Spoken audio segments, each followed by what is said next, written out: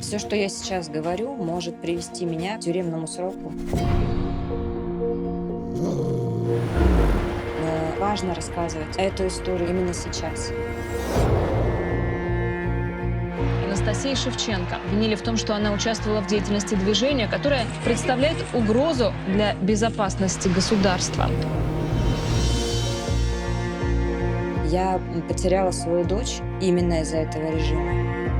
Они сказали, что это моя вина. Она умерла одна. Сори.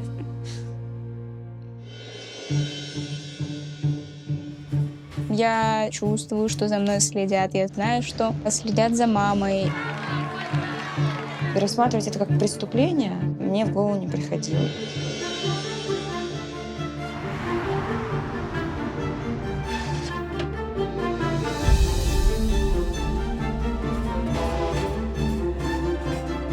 Мы едем проститься с Алиной. Приняли решение, что мы развеем прах на Черном море. Нужно дальше бороться. Это страшно, но это не значит, что нужно останавливаться.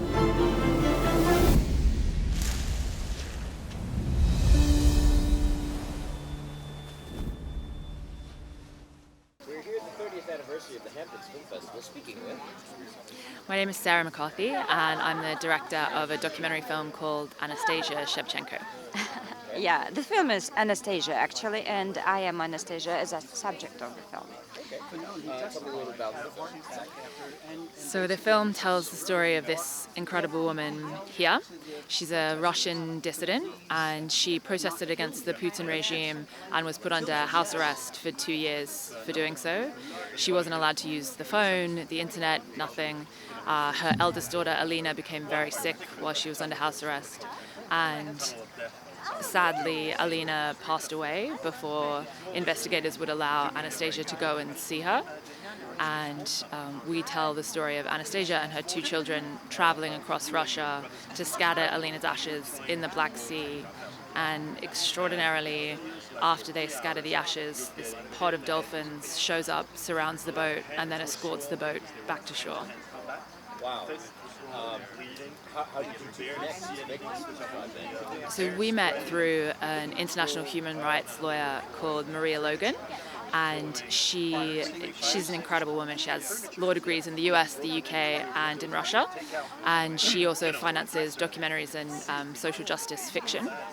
And I was talking to Maria about different projects, and she mentioned Anastasia, and as soon as I met and spoke with Anastasia and learned what she was willing to sacrifice for her ideals, that was it for me. I had to tell her story. How did you know you wanted a documentary made about your You know, the main idea of this movie for me is that my daughter's death was not for nothing. I would like to tell the story of resistance inside Russia, of these tragedies in different families, and the reason is Putin's regime, and he is authoritarian. This authoritarian system, dictatorship, which is very harmful for children, for any kind of people, not only inside my country, but also in other countries as well. And that you need to sacrifice sometimes to fight for your ideas, for freedom, for democracy. And it's not for nothing. Just sharing the story of resistance. What kind of adversities did you face when you were up against when you were rebelling in the right thing? There was a long fight for democracy, starting, I don't know, maybe 10 years ago. I was arrested, I was fined, I was detained on Putin's birthday, for example, early in the morning. And, it was 5 years ago, but on his birthday. Yeah. Then they put a camera in my bedroom, and they were watching me, police, I mean, and I was not aware for half a year. And they were following me everywhere in the street, you know. In my case, you can see photos, me walking with my friends, being in a cafe, having lunch, and so on, everywhere. So, yeah, it was a lot of troubles. Yeah, there are a lot of troubles if you are an activist. Did you find making this documentary was healing to you while you were working? Yeah, you're absolutely right. It's I told Sarah it's kind of therapy. Watching the story and reviving it again and again brings you back to what happened.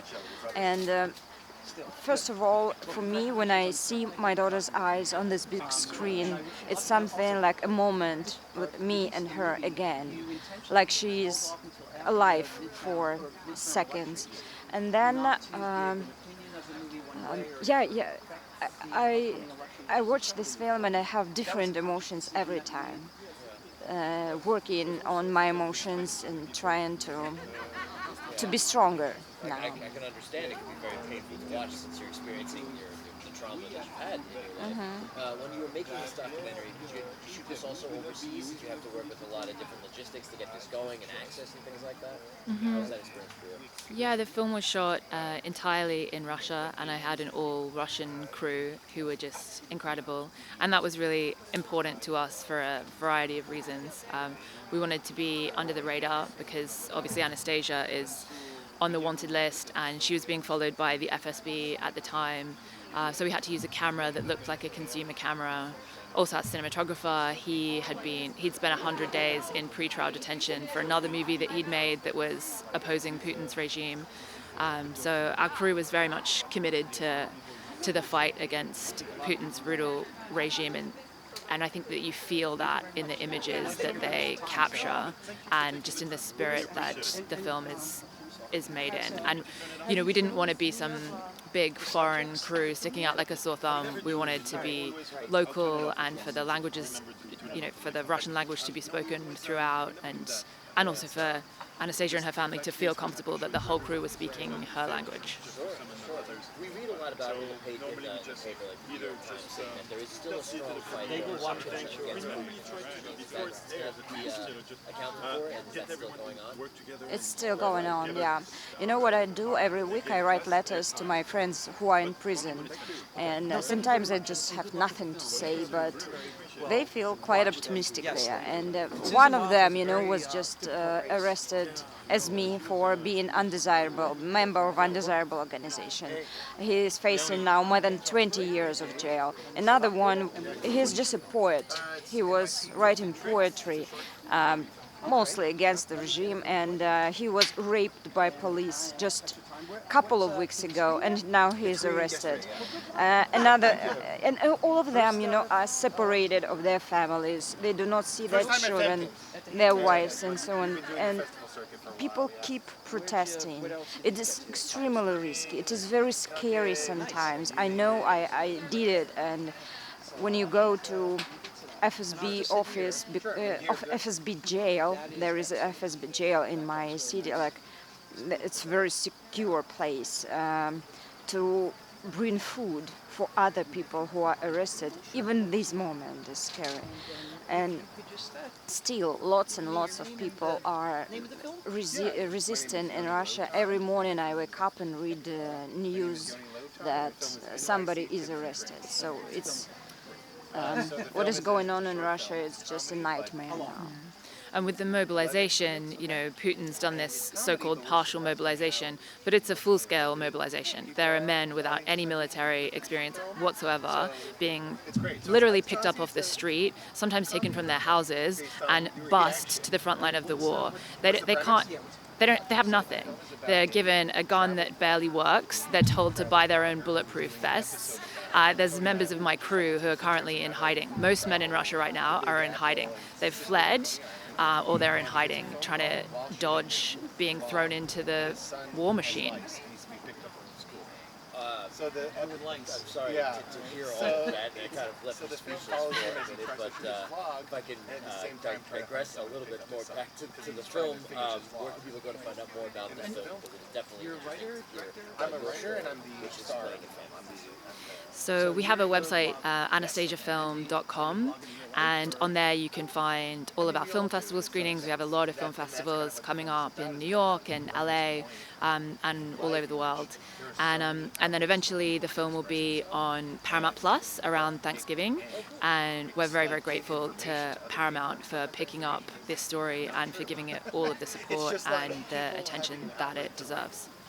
Be a star or showcase their talents. But have an ego. Everybody has an ego. Yeah, and I just wanted to say thank you, because all the movies we've seen here are all about fight for democracy in different countries. Sometimes the regime works like copy-paste from one country to another, and people are struggling with this dictatorship everywhere. And what is going on here, it's like sharing their stories, which is very influential and very powerful.